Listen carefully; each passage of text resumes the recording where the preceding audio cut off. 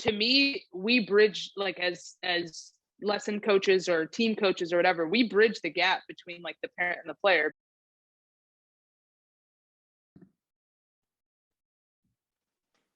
Rachel Folden, I'm so excited to have you on the show this week. Welcome to When the Cleats Come Off. Thanks for having me. Appreciate it. This is going to be fun. Internally, this has been like a dream of mine to have you on, simply because the way you talk about hitting fires me up. Like the way I listened to an interview with you and your boss with the Cubs, and I'm just like, dude, the way they speak about hitting, it's just like, it blows my mind. And I know that there's so much knowledge in you that I'm just dying to get out. So for all you hitting geeks out there listening, like, this is going to be a fun one. Sweet. I'm dying to know, and before we like dive into hitting and all the exciting things I want to dive into, I really just kind of want to know your story from, I know you played baseball first to then playing softball. You also played pro. Like, kind of take us through that journey from where you started loving the game to where you are now. Sure. I'm like come from a huge baseball family. My dad's a big baseball fan, played baseball his whole life. My older brother played baseball. I played baseball with, he's technically my stepbrother, but I consider him my brother. We're the same age, so we played on the same baseball team together. And so we just big baseball family. I kind of got forced into softball just because of no baseball opportunities for me past the age of 12. I actually didn't really want to play softball. I thought it was a dumb sport, and I was really good at basketball at that point. That was my best sport around the age of like 12, 13. So I just quit baseball altogether, started playing basketball like full time, dove right in, travel basketball, everything. And my basketball coach at the time, was coaching softball for his daughter, who was my best friend. And he asked me to play on a softball team. And I was like, well, no, I think softball's stupid. And he was like, well, you're probably not very good anyway. And so I was challenged. So then I was like, okay, well then I'll play. That's it. Like, I just fell in love with it. It felt like home because I wasn't a girl anymore. There were a bunch of women that looked like me, which was awesome and super comforting. And I had a great time playing. I obviously ended up like being pretty good through high school, got recruited, which was, I never, ever even considered that. I don't have anybody in my family that went to college, and that nobody in my immediate family like graduated from college. And so we hadn't gone through like the recruiting process, nothing. I was like completely clueless. So getting recruited, ended up going to Marshall University, which was the best time of my life. I would go, I could do my life over again, I'd go there again. And ended up getting drafted to play pro softball, which was awesome. And 5 years in the NPF. And just, always have just been in love with the game. And I've been coaching it individual level since I was in college. I gave lessons for money while I was in college. And I've always enjoyed that. And once my playing career was over, I transitioned into college coaching.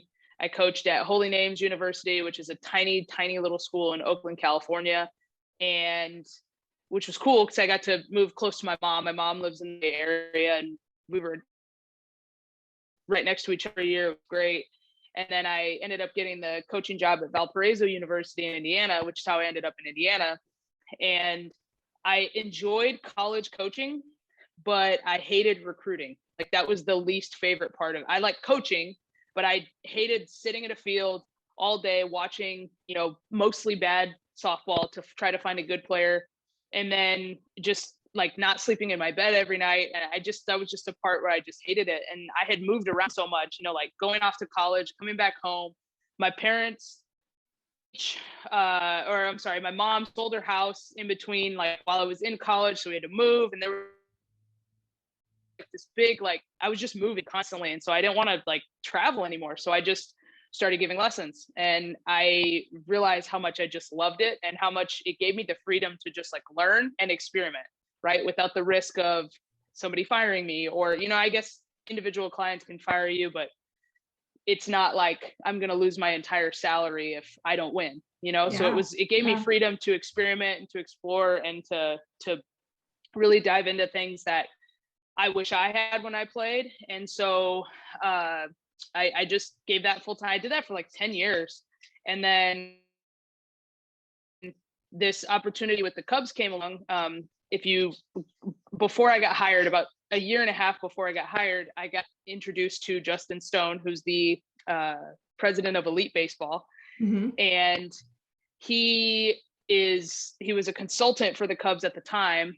And we just started partnering on a bunch of like contracts with college baseball and college softball teams. And so we took our data cage on the road with us, and we would go analyze players and write recommendations and do stuff like that for college baseball and college softball programs.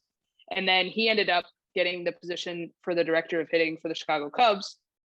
And he needed to fill out minor league coaches. And obviously with the demands of his position, it was very much trying to blend like the old school with the new school. And so he needed coaches that had experience coaching, but also knew how to use the technology and analyze the data from it too, and kind of blend all of those together. So all of a sudden I was very qualified for a job that just happened to open up. And so it became a kind of a natural fit. And so I remember we were driving to go work with the University of Michigan, their softball team. And on our way up there, he goes, I want you to come interview for the position, for a minor league hitting coach position. And I was like, okay. So I did it. And I interviewed for it, ended up getting the job, which was great. And here I am. And so that's how I ended up here as a rookie ball hitting coach with the Chicago Cubs. So rad. I love that. Little plug or teaser. My sister just committed to play her like final year at Michigan this year. The way they like approach hitting is like unlike any program I've ever seen. Like, I just love how much Hutch devotes to her team. And like the fact that you guys are headed up there is just a testament to like just that program itself. Yeah. I'm Hutch is a legend. I know. Hutch is a legend, and she's awesome too. Like very down to earth, very regular. Just has like a pretty cool presence about her that like I just kind of want to have a beer with her and hang out and just like talk for hours about coaching. She's great. She's me too. Fantastic. Yeah. So I'm actually headed up there this weekend to watch their fall ball games. And it's nice being in Indiana because it's just a simple, like, 2.5, 3 hour drive for me. Yeah. So I'm just stoked. My sister used to be in North Carolina. That was a little harder to get to, but yeah. A little bit. Yeah. Shout out to Hutch. I'll have to tell her that we were on here talking about her. Your sister's just making the greatest college gear world tour of all time. She went to North Carolina and now she's at Michigan. I know. Wow. 2 Jordan schools, like, it doesn't get much sick. better. You gotta raid her closet like crazy. I hope you guys are the same size. Yeah, we're pretty close. It's gonna happen. I'm the one always giving her stuff, and that's gonna have to change here real soon. Absolutely. I love it. So I want to kind of go back into your story a little bit, because I loved how you hated softball at first, because I think, I don't want to say everybody that went from baseball to softball, it's kind of like you see the sport, you see baseball in one light. And I also played baseball first, was the only girl on my team, probably sat the bench more than most. I wasn't really that good when I played baseball. And then all of a sudden I'm playing softball and I'm like, oh, like one, I got really good playing baseball and didn't even know it. And now I'm like really good playing softball-ish. But even I was kind of skeptical of softball, because like when it comes down to the interaction with everybody on the team, like boys act a different way. Don't you agree? Like they play the game differently. They have a little bit of an ego, but it normally helps them. I mean, at a young age, I noticed. And just the amount of swag they have, it's a little more visible for guys. So like, what were the reasons why you hated softball at first? And I know you shared a little bit of how you started liking it, but why do you feel that was? This is a good question. I think I got tired of being the only girl. Like at first it was cool, right? Like, oh yeah, that team has a girl on it, and like, oh, okay, she's pretty good, and like whatever. And I was a terrible baseball player, by the way, too. So love it. I was always really good on defense. I could not hit. It was just hilarious because I'm a hitting coach now, but like I was a terrible hitter. My last season of 12U baseball, which I guess majors, like in Little League, I went 0 for the season. I got 0 hits in my last season. I was terrible. And I think why I didn't enjoy softball. First of all, my impression of softball, I played softball in like middle school. It was slow pitch. So my impression of softball was slow pitch softball. And then if it was fast pitch, it was like, yeah, but it's not really fast pitch, right? It's like, okay, you like do the full windmill, but it's like, you're not really throwing as hard as like, because I could throw. I had a good arm. I've always played defense. And so I could throw. So I just figured like, yeah, but like, that's not going to be the same. And so, and I think like societally, right, we kind of always, the women always get like the watered down version of everything. And I think I kind of felt that. I'm the youngest in my family, and I have a really hodgepodge family, but in my parents divorced. In my mom's household where I live, it was me and my 2 older brothers. So I always was treated like the youngest, and I was always treated like the girl. And I think that I felt that if I went over to softball, that we would all be treated that way. Like we would all be treated like we were like, oh, okay, well, we'll just give you this watered down version of what our sport should actually be. And I think at the beginning, I do think that that is how a lot of youth softball is coached. And you, like you said, you can go to a Little League baseball practice and go to a Little League softball practice, and they're vastly different in not only the way that they're coached, but in the way that the players act on the field, mostly because of the way that they're treated and coached and raised and all that stuff. And that part always bothered me because I was raised around boys. So like, I just wanted to, that was what I was comfortable. That was my element. Right. And so when you put me on a field full of girls, I didn't know how it was going to go. And I obviously fell in love with it, but yeah, I was real skeptical of it at first, for sure. Yeah. Now, from your experience in baseball and softball, do you feel like girls need to be coached? Most girls need to be coached a different way. I know every athlete needs to be coached a different way, but should talking to girls, and I know a lot of coaches are listening to this, should talking to girls and talking to boys be different? And if so, how should it be different? I think yes, but not in the way that it's done. So do I think that there are different things that young women and young men have to go through on a daily basis? Yeah, I do. I think that it's very, very different when a man walks into a room full of all women and when a woman walks into a room full of complete or all men, right? I think there's a vastly different feel there. So do I think that there's a difference in the way that we should, like parallel coaching to life? Yes, absolutely. Or parallel playing to life? Yeah, I think that those women go through different things than men do, and boys go through different things than girls do. So I do think that that's it. But do I think that they should be spoken to with a different tone because, men need to learn how to be tough, and women, we can't go too hard on our girls? No, absolutely not. Do I think that, and that's not to say that women be coached tougher. I think maybe we need to back off on our boys a little bit too sometimes. I think there's a middle ground there too. But like the way that the game is explained and the game is coached, I don't think should be any different. And that is the part that bothers me the most when it comes to what you're dealing with off the field and what you're dealing with in school on a daily basis. Yeah, it's different. Like, yeah, you have to find those things as a coach that allow you to coach each player individually, like you said before, because yeah, every athlete is different, but everything that they go through changes with their gender. And I wish that wasn't the case, but it is the case.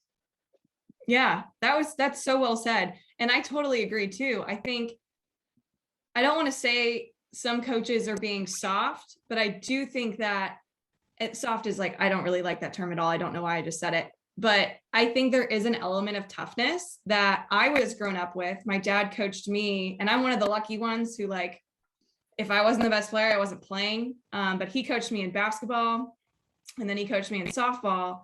And I think through all of that coaching prior to like travel ball, he started understanding how girls tick, but also how tough, how being a tough coach can get more out of a kid. And none of that came without trust. So I think the greatest coaches I ever had tons of, we had trust in that coach. Therefore, being coached tough we could take it because we know that they had, aka my dad and the coaches that he was with, they had our best interest in mind.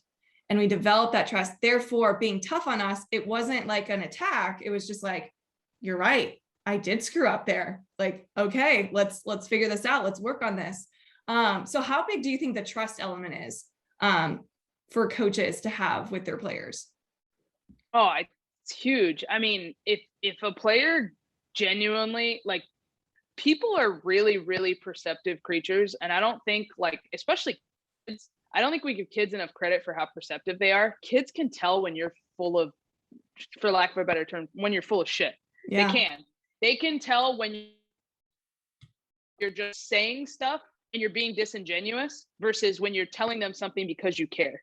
And, you know, it always goes back to the old saying of nobody cares how much you know until they know how much you care. And that's so true. Like, they have to know that you care about them, at least like caring about their well-being while they're a member of the team, right? Like, no one's saying that you got to like go to every kid you've ever coached wedding, or, you know, you don't have to like know their family members by first name. Like, nobody's saying that, but they have to know that you care about them, in that while you're here and while you're a member of this team, I care about your well-being and I care about your success, right? Because those players, let's be honest, like, everybody wants to be good at what they're doing. So like, do you care enough to help me be good at what I want to do? Because that's what a player wants. A player just wants to get better. And so like, that's how, to me, that's how you establish trust. Like, if you don't have that caring element of it, if you're just there because you want the players to help you look good as a coach, like, they'll see right through that, and they will not give you the time of day. They'll disrespect you more.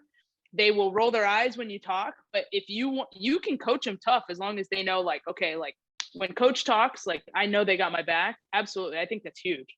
Yeah. You saying that reminded me of something.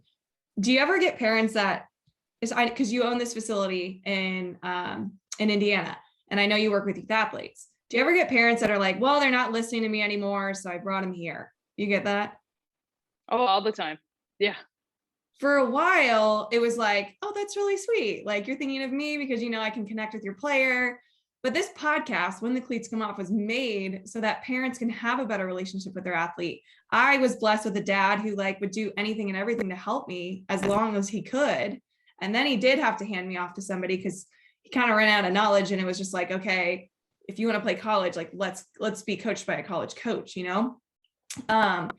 But I want parents to know that it's not an easy road trying to get to know a kid and get the most out of them. But I feel like there's a responsibility too for parents to at least understand where they're at and like be able to help them as much as possible. So how can parents maybe that are looking to build more trust with their athlete, what are ways that maybe you would recommend they can do that? I think, I mean, to me, we bridge, like, as lesson coaches or team coaches or whatever, we bridge the gap between like the parent and the player, because it's like, now they don't have to fight with each other, because now it's not mom or dad telling me, oh, well, you need to go do this, you need to go do this. It's like, hey, remember when Coach Ashley said that you need to be doing this? Here, I'm going to help you do that. So now you just bridge that. You just took it off of yourself. You took it out, out of your own hands and said, hey, I'm here to help you, just Coach Ashley is helping you. Let's all do it together. And to me, it like bridges that gap. It like takes the pressure off, you know, like I have an online training website, and that's part of like how I market, is like, it takes the pressure off of the parent, because it's like, well, I didn't write this workout. Rachel did, you know, and you told me that you wanted to sign up. So I'm just here to hold you accountable and help you however you want to.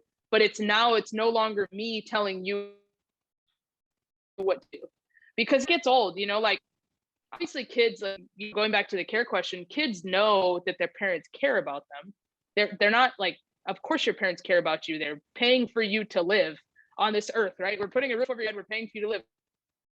Of course we care, but it does, the message does wear thin a while if it's the same person telling you over and over and over again what to do. And so when you introduce that third party coach, it kind of like bridges that gap, and it says, okay, well, we can come together, because then it's like, I really didn't like what Rachel said.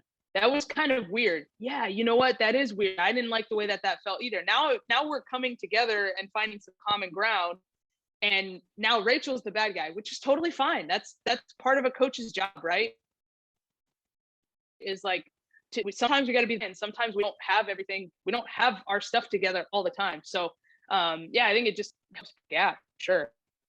Man, I love how you said that. And I need to incorporate that a little bit more, probably with my marketing too, because it's true. It's, we are that person that, like, I don't like saying authority figure, but someone who maybe can see the swing differently and introduce challenges and introduce very unconventional ways to work on something. Like, I know you're this way too, is when we see something with an athlete, we're just like, okay, what kind of drill can we create here that's going to help with this thing?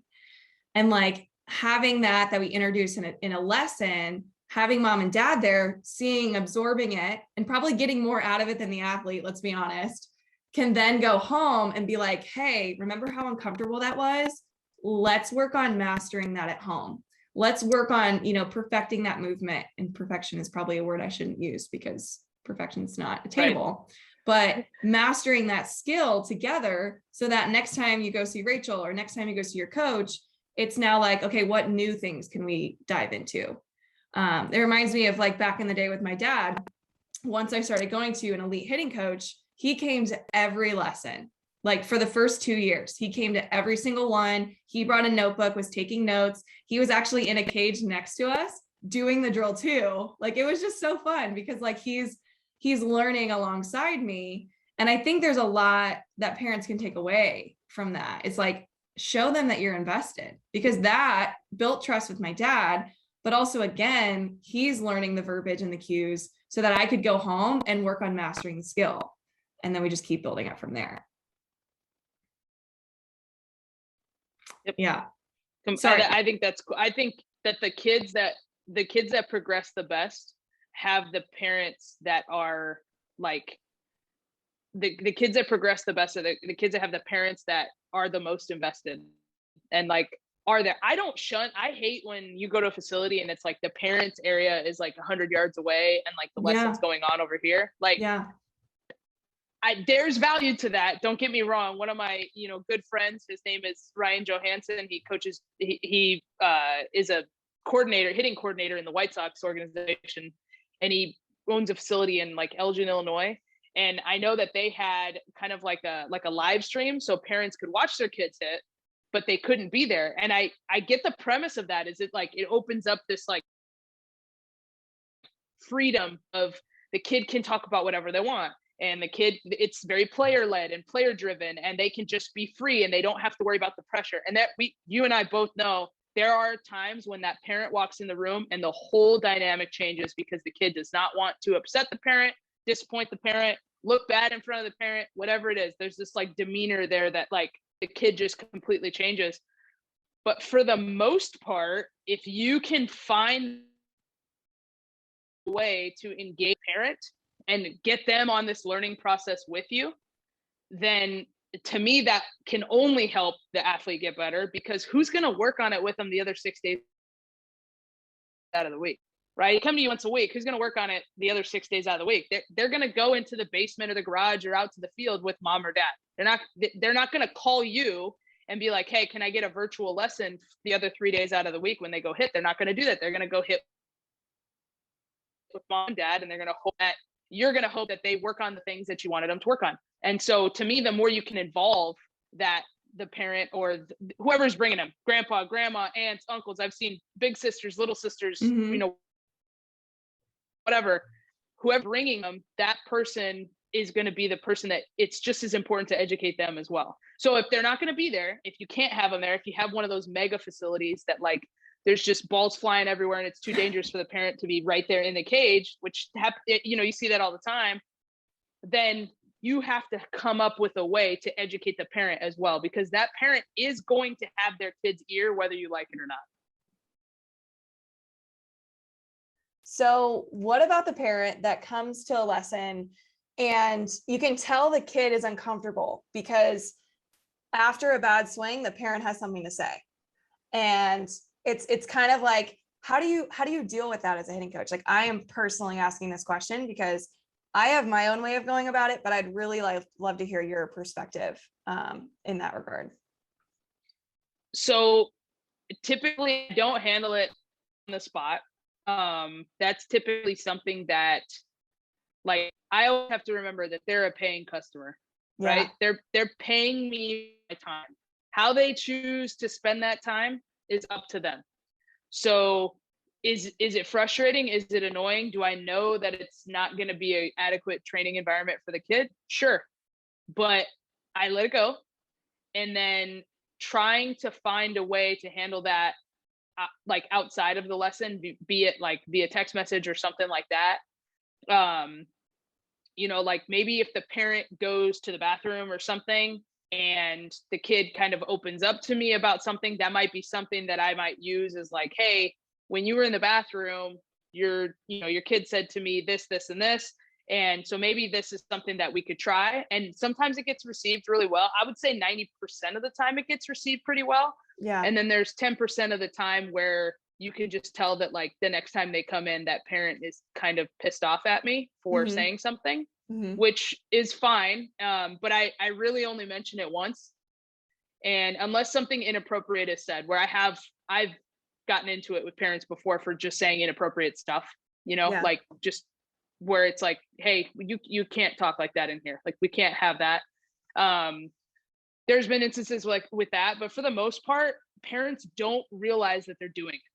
Right. And I think that drawing their attention to it, they might not hear you right away, and it might not change for weeks, but eventually then the kid starts to maybe like say something to him, and now it's two people saying something to him, and now it's like, oh, okay, maybe I should back off or whatever.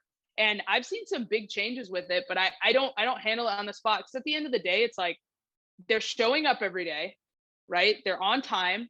They pay me the same as everybody else. If this is what they want their experience to be, then this is what they want their experience to be. It's no different than a parent dropping off a player and the kid being the problem, right? Like that happens too. And so to me, it's like, hey, you're a paying customer. I'm going to give you every tool that I know how to be successful. If you choose to take it. And if you don't, then that's fine, but I'm not going to give up on you. Right. The only thing that I'm going to kick somebody out of my rotation for is, being late and not showing up and literally directly taking money out of my pocket. Yeah. I'll kick you out of the rotation for that, but I'm not going to kick you out of the rotation because your parent won't shut up. That might be the best part of that kid's week. That might be the best part of their week, or the best part of the parent's week. And we don't know that, so it's like, to me, that's just one of those occupational things that we have to deal with. How do you deal with it? I've done it that way for sure. I'm just really glad that that you address it too, because I think obviously if it's bugging you, it's communication's always king, queen, whatever you want to call it. And I think that in a setting where, let's say, the athlete has no idea that you're having a conversation with the parent, I think it's just important, because I actually used to be the player that, if dad said something in a game, like, now I'm all internal and now I'm not showing up. And I have had times where I don't show up in games because of that. So I like to just share my experience of like, hey, when I was younger and I was trying to please my dad all the time, everything that he would say would really get in my head and make me overthink, and my performance went down. And I'm sensing the same thing going on with so-and-so. And when I address it that way, like you said, most of the time it's received so well. And it's hard for the parent to not say anything later. And you can tell like they're just fighting it. But I think over time, it's like you let it breathe a little bit and you're like, whoa, like it does make an impact. And I've seen players thrive after one lesson of not having a parent in the background saying anything, and the parent sees it too. So I think that I address it. There have been times where I've addressed it on the spot, just because it's like literally the lesson starts out here and it's like all the way down here just because of one thing being said. And I want to be able to make the most of the time as well, because I really care about this kid and I want her to do well. But yeah, that's normally how I go about it. But It's a fine line. And I know there's coaches here that are like, oh my gosh, I don't even realize that, that is happening. And here might be a way to address it. But you've probably never been asked that question. So I actually haven't, but it's so true. It's like, as parents, right? Like, I mean, if you've been on social media for 10 minutes, it's no secret that like the older generation, I don't even want to say older, 40 somethings with like teenage kids, right? 40 somethings with teenage kids are like, these kids, like, they're ungrateful and they don't work hard and whatever. And it's like, so we want them to take ownership of everything, right? But then we're not going to give them ownership, right? And so I think sometimes we can phrase it to them that way. And that's kind of how I go about it, is like, listen, she doesn't need your feedback. And she also doesn't need my feedback, right? She wants our feedback. Don't get me wrong. Like, we want approval. We're human beings. We want other people's approval. Like, the people that are like, I don't care what other people think, they're lying. Yes, they do. We want other people's approval. And so, but you're not the sole source of her happiness or what she's getting out of that lesson. And so if you want her to take some ownership over it, let her sit with her mistake every once in a while, or let her sit with their success every once in a while. And that's something that I've had to learn as a coach too, is I don't need to say something after every swing. Right. And I like to talk. Anyone who has met me understands that I like to talk. And so watching someone take 2 or 3 swings in a row and not saying anything was like excruciating for me at the beginning. But I realized I needed to do it, because what would happen is, and you probably deal with this in the cage too, you flip one underhand pitch, the kid hits a rocket to like left field and they're staring straight at you. What did I do it? Did I do it right? It's like, no. So I need to go about this all wrong. I've been going about this all wrong. I need to go about this better. They don't need, they're seeking my approval so much because I'm giving it to them on every single swing that they take, that they're forgetting about the task that they're trying to do. And that's a problem, right? That's a huge problem. And so I think that's where, I've really learned, especially in the last few years, of just like backing off and saying less and just letting the training environment give them all the feedback that they need. Yeah. And it's been super successful, because it's like you have kids that like, they come up with things on their own and they're not afraid to ask questions because they have a minute to speak, because someone isn't saying something after every single swing. And that was really hard for me to learn at the beginning. Oh, I completely agree. I used to say way too much.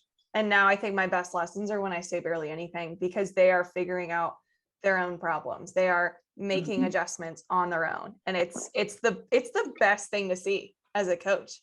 And I know parents probably see the same thing. Now, I have seen it kind of similar, on a similar note, blast motion, because a lot of people are using these now. It's like tracking, swing patterns and attack angle, approach angle, launch angle, all these different things. But most importantly, the thing that people love is the barrel speed and that number.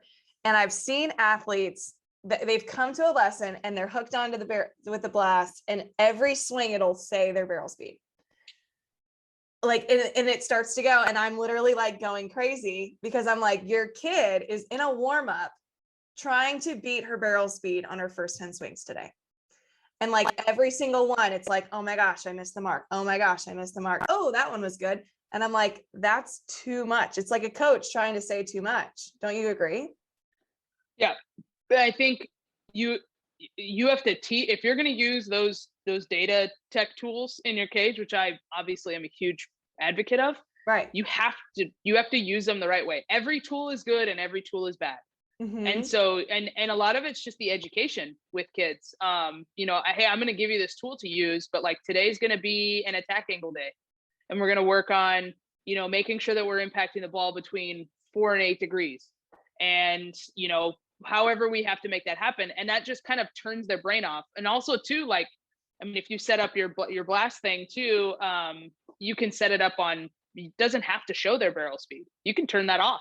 Right. And then all of a sudden, but again, it's like, but then I have the kids in there that go and they swing at 75% all the time, and I want them to juice it up. Yeah. And so I need their barrel speed to be visible, because I need them to know when they're not swinging hard. right? Mhm. So yeah, you get these wild, I think we've grown, we're obsessed with bat speed in the United States. We're obsessed with it. And there's good and bad to that, right? Like, yes, swinging the bat harder is better, assuming nothing else about the swing changes. Yep. Right. So like, we have to make sure that we're swinging the bat fast, but like it's going in the right direction. And so I think what happens is when you have hit tracks in your cage, and when you have, which I do, or when you have blast, or when you have a radar gun, or whatever is present measuring speed, is people always assume that faster is better. And in most cases it is, to be honest, but it can be, what you see is you get these kids that even like players that we have coming here that are professional baseball players, they've gone through college and they have these swing flaws that are so ingrained because, and I just know this because I come from the facility world, is like, because they grew up taking lessons in a facility and swinging a certain way because it's, yeah, well, my exit velocity went up, so I got better, right? My bat speed went up, so I got better, right? And in some instances, like, yeah, I mean, hitting the ball harder is better, but like, how often are you able to do that, right? And so like, there's give and take to it. But I do think that training for velocity is a very, very, whether it's barrel speed, exit velocity, throwing velocity, pitching velocity, whatever it is, I do think it's super useful. I think everybody should do it, but it's our responsibility as a coach is to understand how that information is being digested. Totally. And understanding that it's not more is better. And one of the things that I like to tell the kids that are in there is like, when you do lift in high school, and most kids lift in high school now, right? Even girls, which is freaking awesome. We didn't lift in high school. And so they have like these lifting classes. I'm like, do you max out every week? And they're like, no. And I'm like, why not? And they're like, well, because that's dangerous. It would hurt me. I need to like recover and rest. And then, you know, we max out, and then we build a program, and then we test again in like 12 weeks or whatever. And I'm like, exactly. You're not going to PR on bat speed every week. You're just not going to do it. So sometimes we're going to PR, and then we're going to scale it back. Here's your training program. And then we're going to test again. And that's your target date. But today is not your target date. And so they're like, oh, okay. And I'm like, you're going to have days where you go into the weight room and you feel strong as hell. And you're like, I want to PR today. I want to max out today because I feel great. And that just means the program's working, but that doesn't mean that you need to PR today. Right. Mm-hmm. And so they're like, okay. And I think that's kind of a good way to phrase it is you don't need to swing at max effort every single time. You need to swing at max effort when it's time to swing at max effort. 100%. And it's kind of like when you think about like Olympians, they're trying to peak at the Olympics. And I think it has a lot of similarities with what we're talking about is like, you want to be at your best at this time of the year. Like most athletes playing softball or baseball, if anybody's listening there, like you're trying to peak at like your World Series or your nationals. It doesn't really matter that much what you're doing in the fall. It does, like you want to be able to track your progress, but also like now's the time to try new things. Now's the time to experiment a little bit because you want to be at your best then. But now that we're kind of talking about, by the way, thanks for talking about technology, because it's something that I know if used correctly can change the game, and it already is. Like obviously you're a younger coach in one of the best baseball programs. Like, yes, I'm a huge Cubs fan, but I'm going to say it. Like you use technology in the right way. And I think even just that little bit of digestion, I'm learning so much from, but I think you're right. Like an athlete, it's good to kind of go about like certain days, like attack angle day, or let's say launch angle day or whatever. It's good for them to kind of like see where they're going and see, you know, hey, what do you think that number was? Like, oh yeah, it was up here, but kind of like incorporating the feel with it, I think is super important because that's why when, you know, that athlete showed up, like the first 5 minutes, it was dinging a different number. And I'm like, can you please turn that off? Because this is a warm up here. We need to just focus on like getting our body loose, finding connection. But there are times where that can be super beneficial. And I think I'll start probably doing that like once a month. Like, let's see like where we've come, like, let's see where these drills have given us. And, you know, let's compare the numbers then. But that's off the cuff. I want to talk to you about that more. But I do want to talk more about a phrase that you love talking about, and it's ground force. So as a hitter, creating the most ground force as possible, you're huge on that. Can you go over what ground force is to you and maybe how you're enforcing that with your athletes? Yeah, I mean, I think so. Force is mass times acceleration, right? So the bigger you are, the more force you're going to create. That's just like mass matters. And we can argue that or we cannot argue that, right? I would bet I outweigh you by about 30 pounds at least. Okay. But so I'm naturally going to have more, I'm going to have a higher probability of creating more force than you just because I have more mass. Okay. Now, rate of force development to me is the most important part. So how quickly can you transfer that energy from the ground and into your body? To me, that is the most important part. So if you're looking at it on a graph, right, you would want a skinny needle. You wouldn't want like a slow build and then coming back down. That's not what you want. You want like a boom, shot up. Okay. Yeah. What we would consider like fast twitch or explosive or whatever, however you want to talk about it. Now, when it comes to ground force, I think what most people get wrong is they think that it's about how hard we can push off of the ground and away from the ground, right? And so that's true to a certain extent, but how well can we get into the ground so that we are actually like transferring that energy, right? Because if we're like in terms of hitting, if we're just pushing off of our back leg, we're becoming disconnected from our energy source, which is the ground. Right. And now we're not allowing ourselves to have as much usable energy to transfer up and hopefully out the bat and into the ball. So when people think about ground force, they just think of like, well, use your legs. And it's like, okay, yeah, but like how? Right. You know what I mean? Like, yeah. So, and I think where what transformed like the way I thought about it is, I don't remember where I saw this. It's probably on like some Twitter deep dive when I was like super bored one day, but it was like, if you cut off a person's legs, right? If they just had like a pelvis and everything above it, right? And let's say you cut off their arms too. Okay. Would they still be able to walk? And the answer is yes. Right? Their pelvis would be able to kind of like scoot itself on the ground. So where is the movement actually coming from? It's coming from the middle of your body. It's coming from your spine and from your pelvis, right? Yes. And so our legs just help us stabilize to allow our middle to move better, right? No one is saying, yeah, I would be able to walk without legs, but I'd be able to walk a heck of a lot faster with them, right? It allows me to use that energy better. So when we are talking about using the ground, we have to make sure that our middle is in a position that it can move efficiently. And that's going to then tell our body how to use the ground. So how we load our middle of our body, how we load our pelvis, how we like and unload our pelvis is really going to determine how efficiently we use the ground. And so, and if you think about it, like you can work on this in the weight room, you can work on this, you know, like just being a good athlete, but like that's what we're after. We're not like when you deadlift in the weight room, you're working on a hinge pattern so that you can load into the ground better, right? When you are doing like a single leg movement, like a lunge or whatever, you're learning how to like load one side of your body and unload the other side of your body simultaneously, which is kind of what hitting is. And so like I think people just assume that like, well, if you push with your legs harder, you're going to create more force. And it's like, that's not necessarily the case.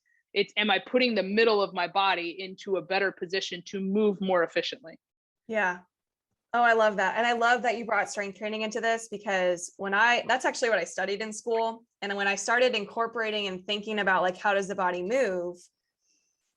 It's like a no-brainer. Like, it's so funny. The other day I put on my like Instagram page, I'm like, hey, do you want to be able to like know how to like get more out of your legs? Do 5 squat jumps and then go take some swings, or take 5 swings and then do 5 jumps and then like take 5 more swings after the jumps and just watch what happens.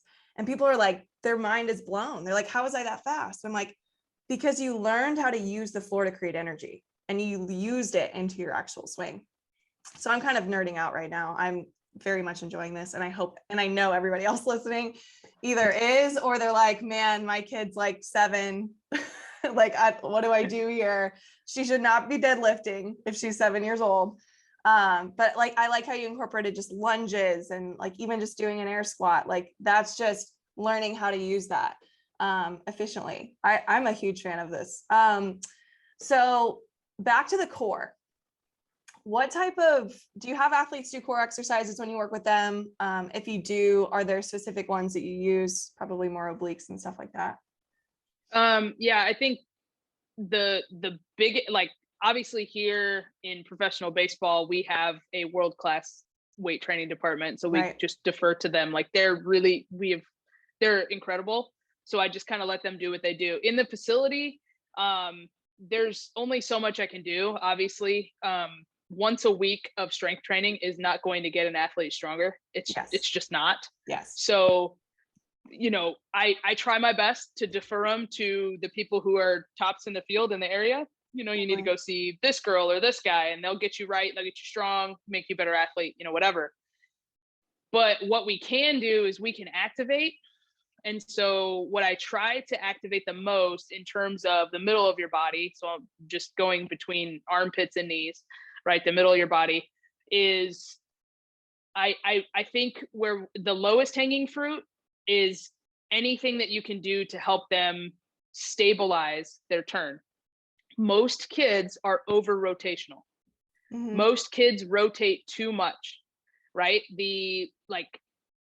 Typically they're narrower than an adult, and so they turn faster, and so they're over rotational, especially when it comes to, like, if you're just talking about hitting, how they impact the baseball or the softball is a lot of it is they're over rotational, so they're actually side swiping the ball versus hitting through the ball because they can't shut their core down. Right. So to me, the lowest hanging fruit is like anti-rotation and stability exercises with the middle of their body. So like a plank, anything that's like a single arm or single leg variation of the plank, like, you know, like plank and like shoulder taps, but like, don't let yourself turn. Anything anti-rotational to me is like the lowest hanging fruit. So like a payoff press hold, having them like I use Jaeger bands all the time for this kind of stuff. Is that what they're called? Like, I always called them Jaeger. You can call them Jaeger band. I don't know. I mean, I call them Jaeger bands, but we just call them J bands in the facility. So like, you know, you could pull across your body and then slow yourself on the way down to build some stability.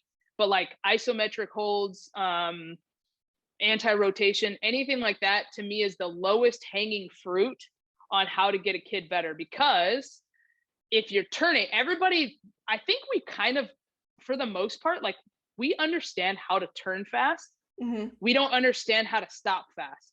Yeah. And so like, to me, you're not only accelerating, you know, you're in a sequence, right? Like your hips turn first, and then your middle turns, and then your shoulders turn, and then your arms and back follow, right? Like all of those are in a sequence. Well, the next segment can't really get up to top speed until the segment below shuts down, right? That's literally how you're transferring energy. So you can't create energy as you go up. Like that's literally a law of physics. You can only transfer it. So in order for me to speed the next segment up, I have to shut the segment down. And Stoney, who's now my boss, he explained this to me in a really, really simple way. So like if you watch like the speed skating, the short track speed skating in the Olympics, where they have like, there's like 50 people on the ice and they're all like pushing each other and like trying to get around, right?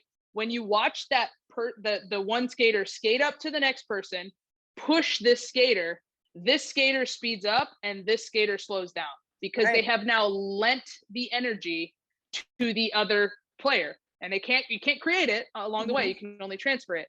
So when you're turning, if you cannot shut down a segment of your body, the next segment cannot go it can't go as fast as if you shut down the previous segment, because the segment below it is still using up some of that energy and it's wasting it, right? So when we look at like how to create direction and keep your barrel in the zone as long as possible, if we can't stop and stabilize one segment of our body, then we can't adequately transfer energy to the next segment of our body, and we're just going to lose speed. So that's why you see a lot of hitters, and you probably have them in your cage. I have them in my cage all the time, where they swing hard. Their barrel speed's hard. They turn really fast. It looks really good. And then, but when they hit the ball, it's just like the ball doesn't go anywhere. Mm-hmm. And mom and dad are like, why, all their teammates are hitting home runs and they're hitting the ball to the fence. And it just seems like she doesn't hit the ball as hard as everybody else. And well, her direction probably sucks. Her speed is good, but her direction probably sucks. And so a good way to control direction is just understanding how to stabilize the middle part of your body to allow your bat to stay linear. Mm-hmm. Right? We're rotating, but we have to shut that rotation down so that our bat can get linear again. And so that's where I think that's the lowest hang. I know there's a long-winded answer, and I'm sorry. I love this answer. Don't worry. but yeah, like stabilize, like anything isometric holds, anti-rotation, figuring out how to stop is just as important as figuring out how to go. Great answer. But I want to know, so you said stopping is just as important as going. So how can, like, as a hitting coach, what are drills that you teach your hitters to work on stopping while incorporating a swing? So one of the best ways to do it is like start out with just like no feet, like kill the feet, like however you want to, I call them heels down swings. Yes. Is like keeping your heels glued to the ground and like allowing people to swing, but your constraint is you can't lift your back heel off the ground. You can't lift either heel off the ground. So you have to figure out how to load and unload your body. And what that does first off is it keeps them centered. So it keeps your pelvis in between your feet, right? Most hitters either swing with their pelvis around their back leg or they swing with their pelvis around their front leg, but very few of them swing, or I shouldn't say very few, but the good ones swing with their pelvis in the middle of their feet, right? It turns very efficiently that way. Mm-hmm. Once that happens, right, you're not only getting the push from the backside, but you're also getting the push from the front side. And so because of those two things, that's going to help your pelvis stop quicker. And it's going to prevent you from over rotating with your upper body. So that's like a good way to start. And I then totally another stole that drill from you, by the way. I have to throw that in there. I saw you teach this and I'm like, where was this drill when I played? Right. So I start doing it and I'm like, holy smokes, I'm getting so much more out of my own swing right now.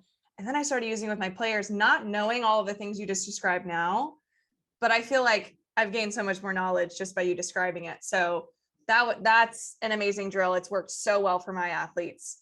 And I've only been using it for like a year now, but big fan. All right. Yeah, I'm ready for more. I think, it's fine. I think that drill is about as universal as it gets, yes. to be honest. Yes. There are very few drills that I would use on just about everybody, but that's definitely one of them. Another one that I really like is anything where you have to stop at contact and shut your swing down. So like, it's not a slow down into contact, but it's literally like a full speed, like you're a Ferrari and you're hitting a tree. That's the analogy I like to use. So like a good way to do it is you can take a PVC pipe and just swing as fast as you freaking can and slam on the brakes as fast as you can. And that you'll see the energy travel down the PVC pipe. It'll bend. Right. And so like, that's like the easiest way to do it. And you can do them high pitches, middle pitches, low pitches, so that they can learn how to stop with posture as well. And then if you're looking for something inside the cage that you can do, one of my favorite things to do is to take a heavy bat. So like even just your regular bat with a donut on it. Okay. Just something that's weighted, and take a light flight or a wiffle ball. Okay. Toss the wiffle ball to them and have them stop at contact. So here's what happens. Okay. And this is going to be another long-winded answer. Okay. So just get ready. When you have hitters who have early success at making a lot of contact, right? They're your best hitters on your team. They make a ton of contact. We rely on the ball, the energy from the ball, because that ball has energy too, especially the harder they throw it, the more energy it has. That inertia from the ball, we allow that to stop us, to decelerate us. And so we get really good at making contact. And then when pitchers get better and we start having to adjust, and figure out how to stay on plane longer, right, with pitches that are moving, they often struggle to do that because, well, there's nothing to shut my body down. I'm not making contact with the ball. Okay, so my swing is kind of wild, or maybe I'm a little early and I can't stay through the ball enough because my body is still rotating, right? So when you do this like heavy bat with the wiffle ball drill, you're taking the inertia from the ball out of the equation because the ball has no weight to it, right? And now I'm figuring out how to stop something super heavy. So you're now building that stopping mechanism while you're still hitting a ball, which is great, right? So like when you think about like throwing like heavy balls, like the plyo balls and stuff, those are great too for teaching direction, for staying through the ball. It gives you feedback. But this is another way to help do it that I really love, to just help people shut their body down without having to feel the impact of the ball shutting them down for you. Yeah. So well said. I'm going to have to try that. Would a tennis ball work if I don't have a wiffle ball? Yeah. Yeah. A tennis ball work. I'm so pumped. I have like 4 hours of lessons later. Guess what I'm bringing out? Oh yeah. Do it. I love experimenting. And I think this is just why you probably agree with this. Like when you're introduced to something that you know could help, like just any athlete, like I think any athlete can use this. But as a coach who's just like, I love new things. I love trying new things. Like when I learned about the Chuck It when I was younger, the Chuck It, like the dog toy that you can like create barrel whip with. When I learned about that at like a college camp, I think it was like Notre Dame, my dad bought one of those things. It was like $12 and we use that thing all the time. And now I use it all the time with my lessons. But I don't know, there's just so many like creative ways to work on this stuff. And the fact that you're geeking out with me and describing what's happening with the body, it's like a whole new world. And I kind of want to chat about this for 4 more hours, but I can't exactly do that. So to be conscious of your time, we've talked a lot about the swing and mechanics, but I know you're really passionate about the just competing aspect of hitting.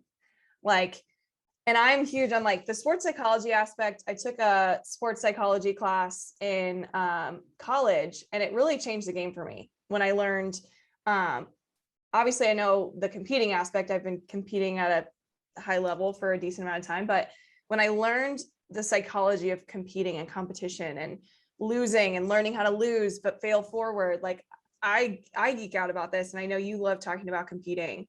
I don't even know what to ask at this point because there's so many ways we could go with it, but how important is competing to you? And maybe how do you incorporate competition in the cage to help your athletes understand like pressure is something that we should be practicing? So the competition aspect during training has been severely undervalued. Okay. Yeah. And the thing that bothers me about that is that we're trying to prepare a player to play a game where we expect them to compete, but we're not teaching them how to compete. Yeah. And so the problem with these like individual lessons, and I'm someone who does individual lessons. Okay. The problem with these individual lessons is that these kids have nothing to compete against or compete for, which is why I like turning on the hit tracks or turning on the blast and giving them something to compete, something that holds them accountable. Because that's essentially what competition is, right? It's just a mechanism of holding somebody accountable. It's how do you measure up, right? Like, am I measuring up? Am I better? Am I worse? Do I need to get better? Do I need to get worse? It's literally just an accountability tool. And so like when we get so lost in the cage of trying to make these kids metrics better or trying to make them look better in the cage. And we forget that they have to go out and play a game. And there are so many aspects to that game that are more than, hey, you PR'd on your max distance today. Well, that's cool. You were throwing 25-mile-per-hour underhand front toss. Like, you did not prepare me to hit a 60-mile-per-hour drop curve. Right. Or you did not prepare me to hit this girl's rise ball. Like, you just didn't. And so we can say that they're getting better, but are we actually preparing them to play a game? And I did that for years. I did the whole sit on a bucket, toss balls, kid hits bombs, boom, you did great. You did awesome. And they left feeling great, but then they would go to a game and they would suck. They would suck. And it was like, okay, well, why do they suck? They're getting so much better with me. Well, are they? Who cares? Like the cage doesn't matter. And so we have to make sure that we keep the environment in the cage as close to a game-like environment as possible. Yeah. We have to hold them accountable, and we have to make them compete. You know, whether it's like at the end of every lesson, like, hey, this is your last ball, and then making sure that the last ball is the last ball. Like Yeah. that's a way to compete, instead of it being like, okay, one more, and just letting the kid go home and feel good. Yeah. Right? Like you're not teaching them anything, because that's not the demands of the game. Mm-hmm. Right? And so, you know, one thing that I missed, and I've been pretty open about this, like when I went from college coaching into the cage, right? I enjoyed my job better, enjoyed my time better, but I missed the feedback that the game gave me to take into training. Right. And now I get that again, which is amazing. But it's like, yeah, we can teach them, you know, how to have a great cage swing, but like that's not a competitive environment. Like when I need the kid to execute a hit and run play and have good barrel control, did I teach him that? Or when I need the kid to, like, this girl's got a really, really good rise ball, and we've just popped up the last 6 at bats in a row. When I need you to go out there and not do that and do something different, did I prepare you for that? Right? So there's so many aspects of the game that we just have like these blinders on when we're in the cage. And it drives me nuts, because it's like, we're not teaching these kids to compete. We're teaching them how to showcase. That's all we're doing. We're creating good showcase players. We're not creating good game players. Yeah. And then we send them off to their high schools and to their colleges, and their colleges are like, dude, what the heck? Like, this kid can't play at all. And it's like, yeah, because we didn't teach them how to compete. We just taught them how to showcase, and it worked. It got them there. And now when they have to play, they're not getting any playing time because they don't know how to play the game. Mm-hmm. So we have to make sure that we're introducing that competitive element, and always relating, hey, this here is how it's going to help you in the game here, not just look good in the cage. That just doesn't do anything. And that's one of the things that, like, I'm so happy that I get to coach a team and then coach these players individually now, is like I get the game feedback. And Yeah. I if I could go back and do my last 10 years of my career before I got hired by the Cubs over again, what I would do is I would go watch more games. I'd go watch my kids playing more games, because I get so, I do it, you know, you're giving lessons 6 nights a week for 6 hours in the cage. You're not watching games. You're not like understanding that, like, what I couldn't, once in the last 10 years, I don't think I ever worked on a 2-strike approach with a kid. And that's a failure as a coach, because when they get in a game and they're down 0-2, that's a different type of swing they need to take than when they're up 2-0. 100%. And you know it, but we're not working on that, because that's not sexy. That's not lighting up the hit tracks. That's not, you know what I'm saying? So like, that's the thing that we have to incorporate more as lesson coaches, individual coaches in the private sector, because ultimately what matters is how successful they are on the field. 100%. Now, I was so lucky. Like, I'm just listening to this and I'm thinking of like my coach. For 2 years, my coach, at the end of every lesson, we do some sort of competition. And I either walked away winning or losing that competition. And let me tell you, when I lost, I was pissed. But I think that honestly, just even one sort of competition, and it was always different. Like sometimes we'd repeat a couple, and like, especially the ones where I lost at, of course, I'm going to see it again. But there were so many different types of competitions I'd walk away with. And I've learned that that's why I was such a big competitor. I mean, there are a lot of other reasons. I played with boys when I was growing up. I have siblings. Like, yes, board games. I'm probably too competitive with board games at this point.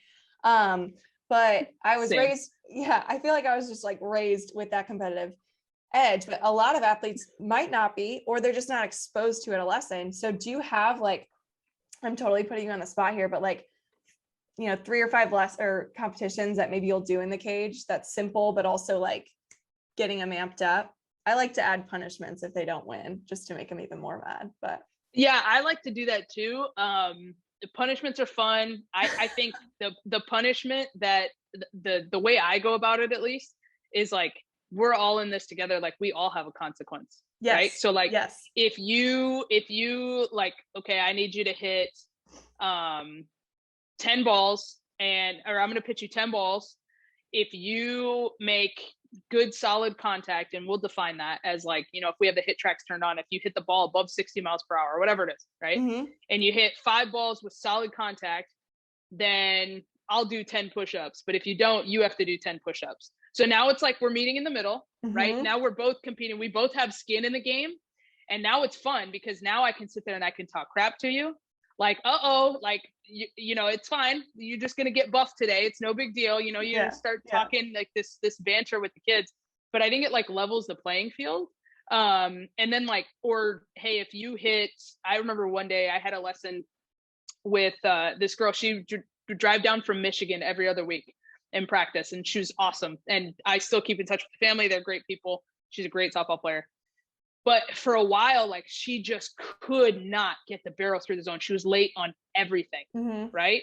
And so one day we're in a lesson and, you know, her driving so far, we would hit for like 90 minutes. And so like we'd get to the end of the lesson. She's tired. She's even later than normal. I'm like, all right, listen, here comes a pitching machine. I'm going to turn it up to whatever your max speed is that I think you can handle.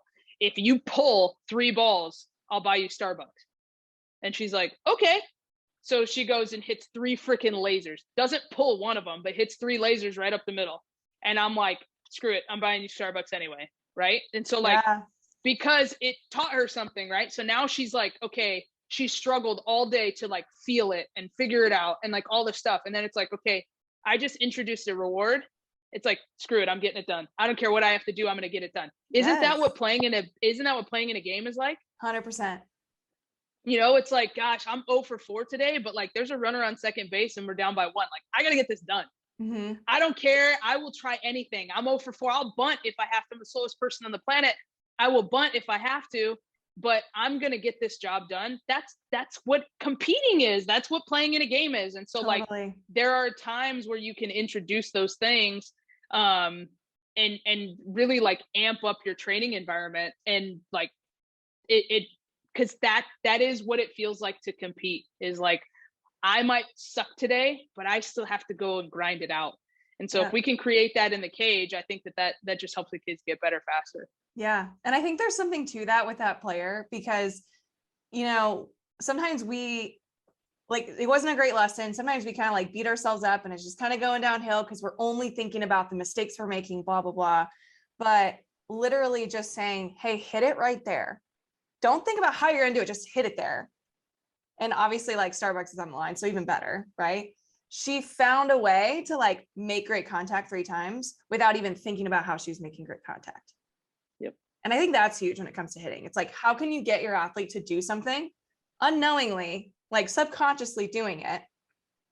And because that's what they want. That's what they should be thinking about in a game. They shouldn't be thinking about, oh my gosh, am I getting my hips into it more? Am I keeping my hands back a little bit longer? No. Like none of that should be parts of the game. And doing competitions like that is what allows the athlete to just do and not think. Yes. I love this. Okay. You're basically the Bill Nye of softball hitters. You are so good at explaining. I don't know about that. No, I'm going to say it. Because I like learning. And I think anybody listening to this podcast, anybody podcasts in general probably likes learning. But I think the way that you throw out analogies and the way you just talk about the game, it's so easy to digest for most people. So thanks for coming on. Okay. Because I want to be conscious of your time and because I don't want to be late to my lessons. Don't be late to your lessons. No, I still got an hour. We're good. I have a plan to do like this 5 for thread. I'm going to ask you like 5 quick, just rapid fire questions, whatever comes to mind. I'd love to hear your answer. But before that, I know a lot of people are like super engaged with this conversation and they want to learn more from you. Where do you like to hang out on social? I have a feeling I know it's Twitter, but where do you like to hang out? How can people find you and just absorb more of your knowledge? So during the baseball season, just because like we have I don't know, like we're not one of those organizations that like publishes everything we do online. I'm kind of quiet during the season. But Twitter is probably the easiest way to get in touch with me. And I tend to post stuff on my Instagram story quite a bit. Facebook is not the place. Facebook is like Karen and complaint heaven. So like Right. I try not to go on there. I do have a Folden Fastpitch page, but everything is at Folden Fastpitch. So you have like a million ways to get in touch with me. But yeah, I would say Twitter and Instagram are the two I use the most.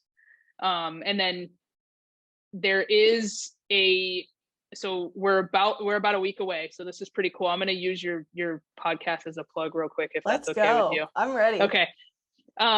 We are about a week away from launching Elite Fastpitch.tv, which is an online training library that is going to give everything from movement assessments, mobility exercises, strength exercises, and hitting drills. It's basically like a start to finish hitting plan and it's specifically created for fast pitch players.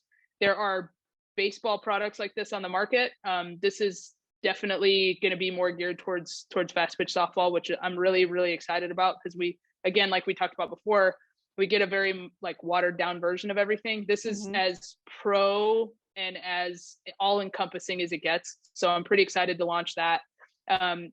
Members of that will have access to a private Facebook group where we just basically have discussions and talk, and there's going to be videos, question and answer sessions, like all that kind of stuff where people can just talk to me nonstop, which will be pretty awesome. So yeah, like I think it's pretty easy to get a hold of me if you really want to, and have a discussion and work with me. So I'm pretty thrilled about that too. That's so exciting. I'll make sure to get more details and put that in the show notes so anybody interested can go down and be a part of that, because you're right. Nobody has anything like that. And it is amping up the game. And I love it. I was not expecting you to launch this, but I'm like, this is we're here. We're getting really close. It's been about a year in the works of shooting videos and making sure, that everything is right. Like I'm real particular about stuff like this. So making sure we got it right. And this is my baby. So I'm pretty excited about it. I'm excited too. I'm probably going to join. I really want to see what it's up to. Do it. That's amazing. I love that. All right, now let's dive into these questions. I'm really thrilled to hear your answers. Okay. So first question I have for you, I know you're a competitor. What are things that you would say to yourself in the box to get you amped up and ready to get a hit? I was a one pitch at a time. I was just focused on what she was going to throw. So like my thing was like just trying to figure out like what pitch was coming, how fast it was coming, like, okay, trying to outsmart the pitcher, I guess. That's probably the best way I could put it. Nothing having to do with my body. If it was anything, it was like, if I was late, I would just try to start earlier. If I was early, I would just try to start later. If I swung and fouled the ball straight back, I would try to like aim higher, just like little external stuff like that. But for the most part, it was just like, a lot of it was just a mental warfare game between me and the pitcher. Yeah. I low-key would say to myself, like, hit it as hard as you possibly can straight at her face. Yeah, that works. I wanted to hit it over the fence. I'm gonna be honest. Like I went there. I tried once I got like, to college, like probably my last 2 years of college and professional ball, when I knew that I was the better player, like when I knew my hitting skills trumped that pitcher's pitching skills, I was trying to go yard every time. No joke. And I think I heard you on an interview saying back when you first started playing, your brother was always trying to like strike you out. And like when you would like get a hit, your joy was like seeing his face and like seeing how mad he would be when you hit it hard. So there's no surprise that there's a similar element in you trying to do the same thing. Yes, for sure. I love that answer. Did you have a big role model growing up that played baseball or softball? Yeah, I mean, my brother is 4 years older than me. So like, I just wanted to kick his, excuse my language, I just wanted to kick his ass. And so, that motivated me for a long time. I wouldn't say that it was necessarily like a person that was like a motivator for me, but I would always find things to motivate me. Like I remember for 4 years in college, I played with a chip on my shoulder that you can only imagine, just because all the schools I wanted to go to and grew up, like I grew up a massive UCLA fan. And so every time I would go play like a SEC school or a Big Ten school or whatever, it was like you're going to regret this. You're going to regret this. You're going to regret this. And I just played like, I'm going to show everybody what a mistake they made and I'm going to make my coach at Marshall proud for taking a chance on me. Yeah. Because I know what kind of a player I was. What a motivator. I don't even want to ask any more questions. That was so good. But I have to stick with my word. What's your favorite baseball movie and why? Bull Durham, because it's the most entertaining and it's probably the most realistic. Oh, I love that. I love that answer. Mine's For Love of the Game. For all the emotions. That one didn't realistic. Do it for me. It's not realistic. It's not. Bull Durham's really good one. Bull Durham's really, and I can't. Okay, so it's a tie because I have to throw A League of Their Own in there just because that movie is also sneaky funny. Watch that movie; it's freaking hilarious. So, though, I would say those two. Let's go with those two. Yeah, good one. My senior quote, I think, was, there's no crying in baseball. It was, it's supposed to be hard. It's the hard that makes it great. And like, obviously there's more to it, but that still is like one of my favorite quotes of all time. Yep. Great movie. What's your favorite thing about the game of baseball or softball? Both. I'm in the people business. I like interacting with people. So all the people this game has afforded me to interact with and meet and pick their brains and have friendships with that will last my lifetime. I can't trade that for anybody. I just love interacting with people. And this is a really, really wonderful medium to allow me to do that. Absolutely. Well, I loved interacting with you. I still have one question for you before I ask it. I just want to thank you so much for your time. I mean, not thankfully, because you've had COVID and, and now you have all this time though. I'm just really grateful that you could be on and to share your knowledge. I learned so much from this conversation. I took so many notes. I'll have to show you later. It's probably too many notes. But thank you for what you do for the game. Like, you've sparked a lot of dreams for young athletes that want to do what you do. And it's pretty incredible what you've done. And now that you're giving more in this virtual training aspect, I think it's just a testament to how much you love the game and how much you love seeing it grow, especially with the youth athletes. So just thanks so much for everything you do. I appreciate it. Thank you. And honestly, I love what you're doing. And I love that, like, you're doing it in a part of the country that's obviously very near and dear to my heart too, as well. So keep it up, because the world just needs more like positive influences, especially in the world of softball. So thank you. Well, thank you. Yeah, we tend to not get as much love here, but also I think what motivates me is just that, like, yeah, I'm from a smaller town in Indiana, but like, just because I play indoors half the year doesn't mean I can't go play college and then pro. Like, that's just, I think there's like a very small mindset here that there's just so much we can do. So maybe we can collab in the future and create some cool stuff. For sure. Just throwing it out there into the air. All right. Final question that I have for you is, what legacy do you want to leave on the game of baseball and softball? I want it to be a more, I guess, inclusive place. And not necessarily just for like the gender aspect of it, which, believe me, like, being on this side of, like, I'm the only girl on the field 99% of the time, right? Which is something I told you I hated at the beginning, that got old, and now I'm back. That more so like personalities, backgrounds, monetarily, I think the game is becoming a very, very, we're outpricing a lot of really good players that are going to go play other sports that they can afford. Right. And so being a more inclusive place for all genders, backgrounds, household incomes, you know, whether you come from a single parent household or you come from a household with two moms or two dads or whatever, like, just being an inclusive place where, like, if you can play, you could play. Like, you want to play and you're pretty good at it, like, you could play on my team, right? Where it's just 100% merit based. That's all I'm asking. Like, I think that's where a lot of people see this, you know, me taking a job in baseball, and it becomes like this huge feminist movement, and that's great. It needs to be that right now. But at the end of the day, it's like, I just want to be judged by whether or not I'm a good coach.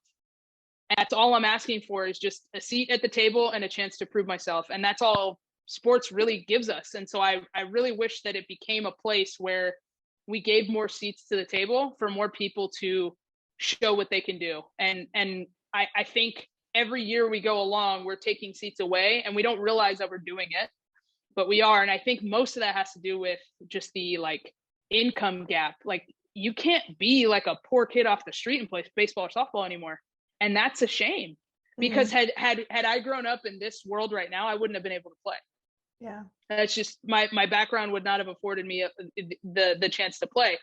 And so, you know, that's something that I, you know, when I give lessons, like I do charge because I have to make a living, but like I'm cheap, and you can ask anybody around, I'm cheap, because I refuse to like outprice the people who probably need the training the most. You know, so that's where I think, you know, we can do a better job of just making it a more inclusive place.